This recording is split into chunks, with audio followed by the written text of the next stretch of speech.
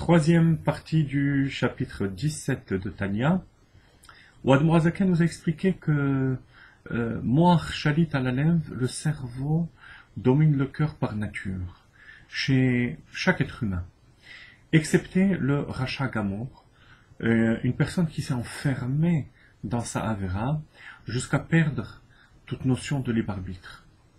Malgré tout, même une personne pareille, même un pharaon, alors qu'on lui a retiré le libre arbitre, a quand même le choix entre le bien et le mal.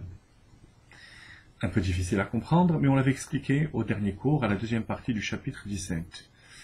Dans cette dernière partie, Admor HaZaken va expliquer comment il est important de produire au niveau de la Teshuvah deux étapes. Teshuvah Tata'a, la Teshuvah inférieure, et la Teshuvah supérieure. On y va dans le texte, à la page 74. Comment Shekatov Bazohar al Pasuk Zifre Elokim Ruach Nishbara Lev Nishbar. Ainsi que le Zohar l'explique. Sur le verset Zifre Elokim, des sacrifices qui sont faits à Dieu, qui portent le nom d'Elokim, ce qui est curieux, parce que les korbanot sont l'Ifne Hashem, Reach Nichwach Lachem, le nom de Dieu Yud Kevavke qui dépasse la nature. Alors que là on parle de Elokim.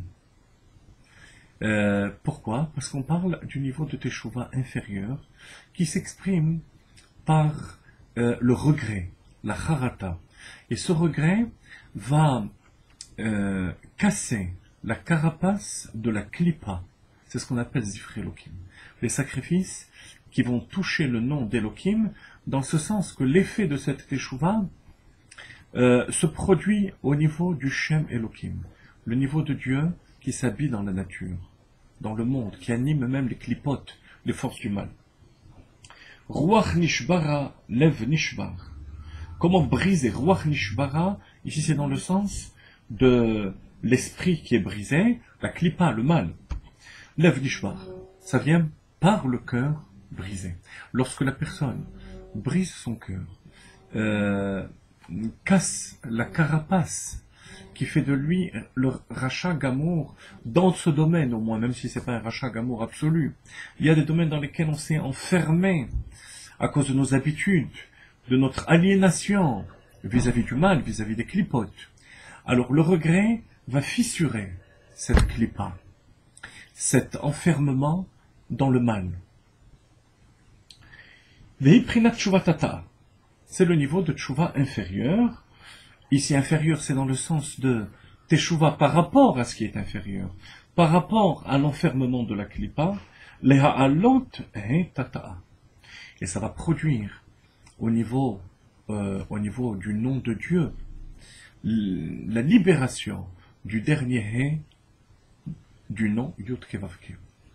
Le Zohar dit Teshuvah est composé des mots Tashuv Ke. C'est le He qui remonte. Si c'est Teshuvah Tata'a, c'est le He inférieur du nom de Dieu qui remonte. Si c'est Teshuvah supérieur, qu'on va tout de suite définir, ça sera le premier He du nom de Dieu. Là, pour le moment, on est au niveau de la Teshuvah Tata'a. Lehakima min filata shenafle lachitzonim. On fait monter cette énergie du He du nom de Dieu, du monde des klipotes, chez Osod Galut Ashrina. Et c'est ce qui correspond au secret de l'exil de la Shrina. Parce que l'exil de la Shrina, nos maîtres disent, que Mamarazal, Rabbi Shimon Bar Yochai, dit, Galou le Edom Shrina imahem. Dans tous nos exils, la Shrina nous a accompagnés. Mais, par nos actions négatives, on amène la Shrina dans la Galoute. Par les actions qui s'identifient à Babylone, on amène la Shrina à Babylone. Galou le Bavel, Shrina imahem. Par les actions des dômes.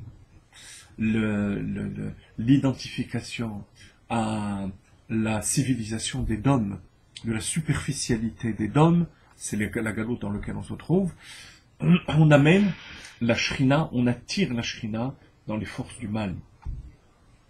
כשאדם עושה מעשה דום, מוריד וממשיך לשם בחינת וניצוץ אלוקות המחיה את נרן שלו, המלובשים בו בנפש הבאמית, מהקליפה שבליבו שבכלל הסימן. la neshama qui se trouve de par le Yetzer Tov, le bon penchant, dans le côté droit du cœur, va tomber dans la klipa à cause de la faute, be'odo racha, tant qu'il est à ce niveau de racha, au moshelet be'ir ktana shelo, et qui domine son corps, sa petite cité, c'est-à-dire le corps, venaram kvushim bagoletzla, ou kshenishbar libo vekirbo, lorsque son esprit, son cœur se brise, et qu'il regrette la faute, nishbera ruach hatuma vesitra hara veitvardo. À ce moment-là, la sitra hara, cette carapace, se brise, et kama min filata, le hé remonte de ce domaine des clipotes pour rejoindre les 3 premières lettres du nom de Dieu. C'est ce qui est produit par le regret. Et Admor Zaken ensuite fait allusion en quelques mots au 2e niveau de Tchouva, qui correspond au hé supérieur. Elle se dresse. Elle se dresse, ça veut dire qu'à ce moment-là, à ce niveau-là, c'est plus la notion de regret, mais c'est l'aspiration vers Akadosh Baruch Hu, vers sa source vers laquelle elle veut remonter.